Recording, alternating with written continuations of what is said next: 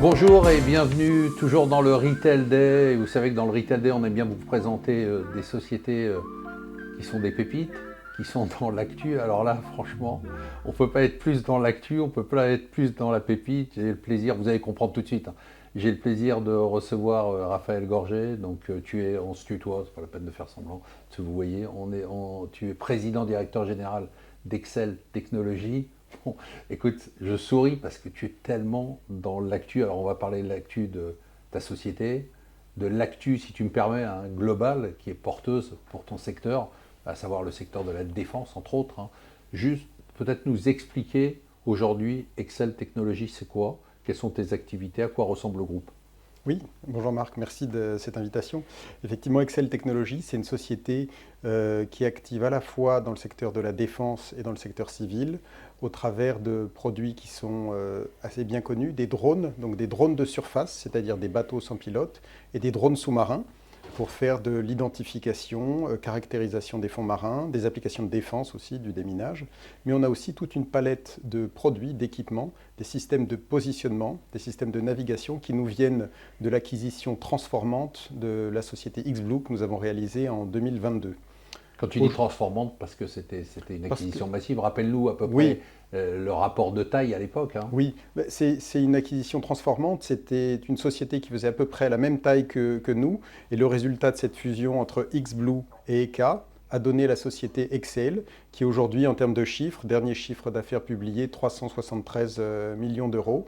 Donc nous commençons à être une belle ETI du secteur de la défense. Et ça, c'était avant. C'était avant un contrat mirifique, hein, bon, sur lequel j'imagine que tu as travaillé pendant des années. Donne-nous un peu d'insight sur inside. Tu m'as compris sur ce contrat qui a été transformant. D'abord, explique-nous ce qu'a été ce contrat et comment ça s'est passé en fait. Bien sûr. Alors, nous avons effectivement annoncé il y a quelques jours la signature d'un contrat transformant plusieurs centaines de millions d'euros. On ne peut pas en donner ni la taille exacte, ni malheureusement le pays bénéficiaire, mais c'est une marine mondiale de premier plan. Et nous allons lui Alors, tu livrer. n'as pas le droit de donner d'informations là-dessus. Donc, ni le montant, ni la durée, ni le pays. On doit deviner quoi. Non, non. Alors, tout d'abord, je communiquerai ces informations dès que le D'accord. client Ok. m'y D'accord. aura autorisé. Bien sûr. Mais dans le secteur de la défense, il y a un certain nombre de contraintes de Je confidentialité. Et comprends. puis, la priorité au business avant tout. Moi, je respecte le souhait de mon client. Mais c'est un contrat de plusieurs centaines de millions d'euros qui est absolument structurant pour le groupe. L'ordre de grandeur, ça pourrait être aux alentours d'un an de chiffre d'affaires. Euh, et il s'agit de livrer des systèmes de drones, plusieurs systèmes de drones qui vont être utilisés pour du déminage. C'est-à-dire qu'aujourd'hui, la fonction de déminage marin ou sous-marin n'est plus effectuée par les chasseurs de mines, c'est-à-dire ces bateaux avec leurs équipages, mais la fonction du chasseur de mines maintenant, c'est de déployer des systèmes de drones qui peuvent d'ailleurs être aussi déployés depuis la Terre. Et donc ce sont des bateaux sans pilote qui vont mettre à l'eau différents types de drones pour cartographier les fonds marins, identifier les menaces, pour ensuite les caractériser, les identifier et éventuellement les détruire à l'aide d'un drone qui, pour accomplir la phase finale de la mission, est consommable. C'est un petit robot qui va se sacrifier, qui va exploser avec l'objet à détruire. Et donc, juste pour avoir un peu des anecdotes, quoi, je veux dire, ce deal, comment vous avez été identifié? C'est parce que vous aviez une avance technologique, vous aviez de la concurrence, j'imagine. Qui étaient vos concurrents, pas sur ce deal, mais en général, qui sont tes concurrents? Alors, ce contrat est la nouvelle concrétisation d'une dynamique très forte qui s'est engagée pour notre groupe depuis 2019. Nous avons remporté un premier marché structurant avec les marines belges et néerlandaises, où là aussi nous avons fourni pour la première fois ce système de déminage robotisé utilisant uniquement des drones. Donc ça vous a permis d'être identifié déjà. Identifié. Et validé par deux pays majeurs. Et c'était un contrat majeur, à la fois par sa taille, là aussi plusieurs centaines de millions, mais en plus, il faut savoir, et peu de gens le savent, mais la marine belge est la marine de référence pour l'OTAN en ce qui concerne le déminage. Ouais. Et donc plusieurs pays potentiellement clients, attendaient de voir à la fois le choix de la marine belge, mais surtout attendaient de voir les premiers produits mis à l'eau, testés. Et c'est le cas aujourd'hui. Nous commençons à livrer la marine belge. Et donc un certain nombre de clients, de marines, qui étaient un petit peu attentistes et impatients de voir les résultats, commencent à se décider. Et d'ailleurs, Depuis 2019, nous avons remporté 90% des appels d'offres mondiaux dans ce domaine-là. Et je pense que ce dernier succès majeur devrait conforter notre place de leader avec une dynamique vertueuse qui progressivement se met en place. Nous avons remporté tous les appels d'offres face à des concurrents mondiaux. Quelle nationalité ? Il y a des Américains, un acteur Chinois, important français de premier plan, mais aussi des acteurs suédois ou allemands. Il faut savoir que face à nous, on a en général des consortiums, puisque ces entreprises n'ont pas la totalité de la solution drone comme nous l'avons.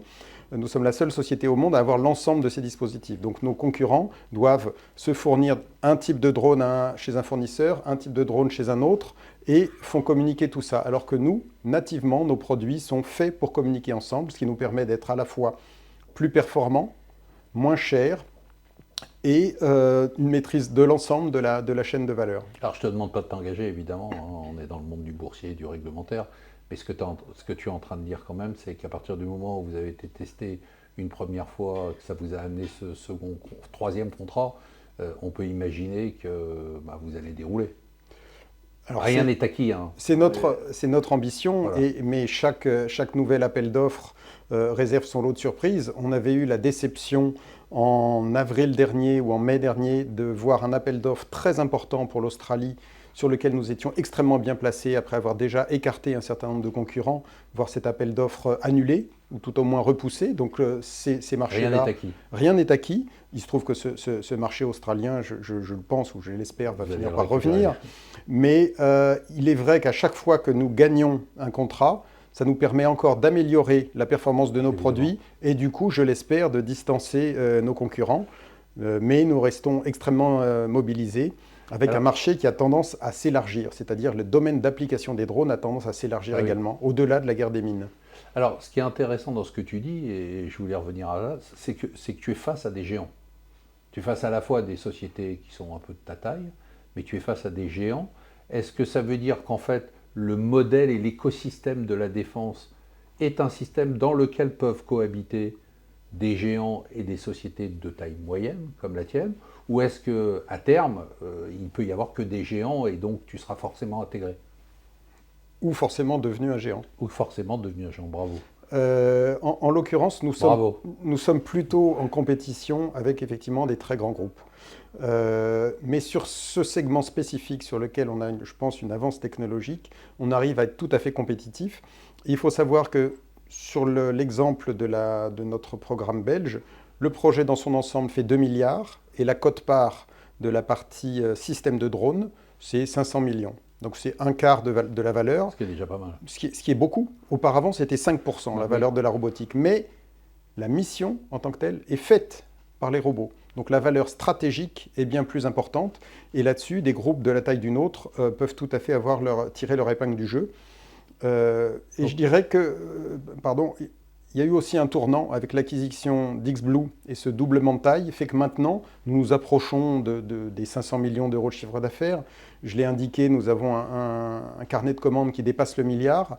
Donc on commence à être tout à fait crédible pour des appels d'offres internationaux de très grande taille.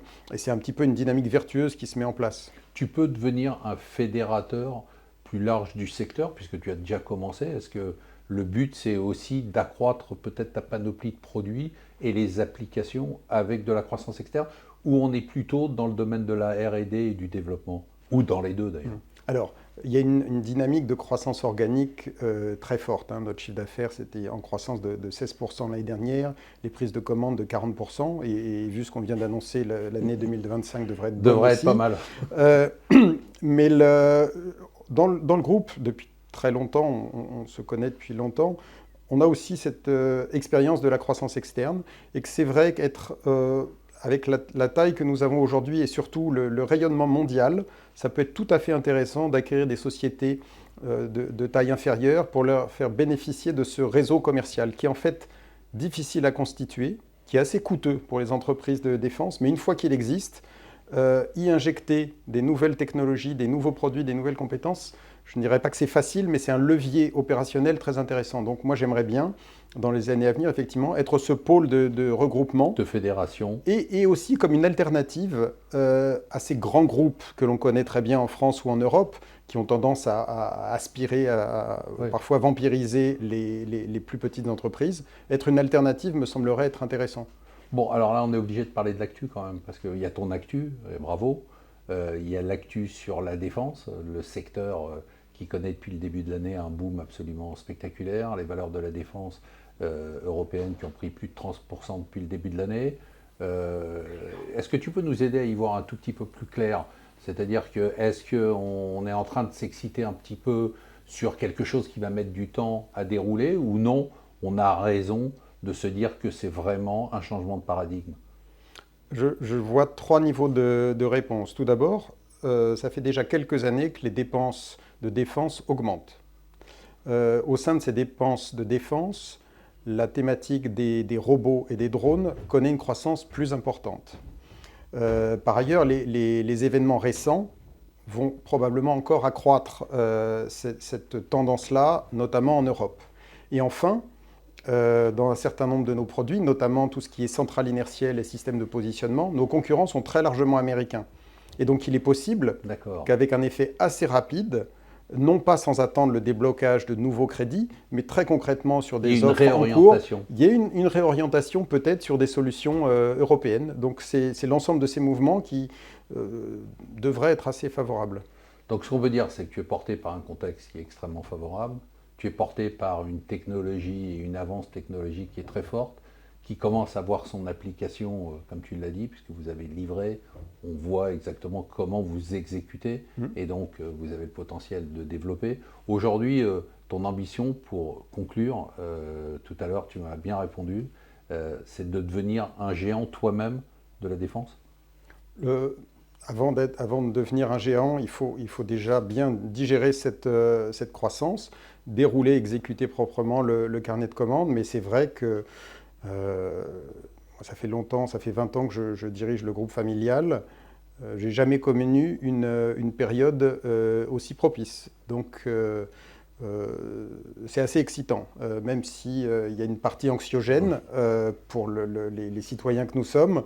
C'est vrai que l'idée de contribuer à cette industrie de défense européenne souveraine est quelque chose d'assez motivant, avec des menaces qui sont plus palpables, ou des besoins en tout cas plus palpables. Typiquement, un de nos marchés de développement, c'est l'équipement de centrales inertielles pour des véhicules terrestres. Et pourquoi c'est utile alors qu'on ne le faisait pas auparavant? C'est qu'on voit que le signal satellite, le signal GPS, il est précaire. Soit parce qu'il peut être brouillé, soit parce qu'il peut être coupé. Bien sûr. Et donc là-dessus, les systèmes de positionnement, c'est des nouvelles problématiques qui arrivent et sur lesquelles nous déployons aussi. Alors, je rappelle quand même qu'au-delà de tous les atouts que tu as décrits et que le marché commence à reconnaître, mais on est encore loin de la valorisation potentielle. Je rappelle quand même, et c'est pour ça qu'on apprécie ton groupe depuis des années, c'est que vous êtes vraiment une entreprise familiale. C'est-à-dire qu'aujourd'hui, le capital, tu peux nous rappeler juste la géographie du capital. C'est intéressant de voir à quel point tes intérêts sont alignés avec les intérêts des actionnaires qui nous regardent. Oui, alors c'est une entreprise que mon père a créée il y a presque 35 ans. Je l'ai rejoint il y a un peu plus de 20 ans. Aujourd'hui, on contrôle 44% du capital et un peu plus de 60% des droits de vote.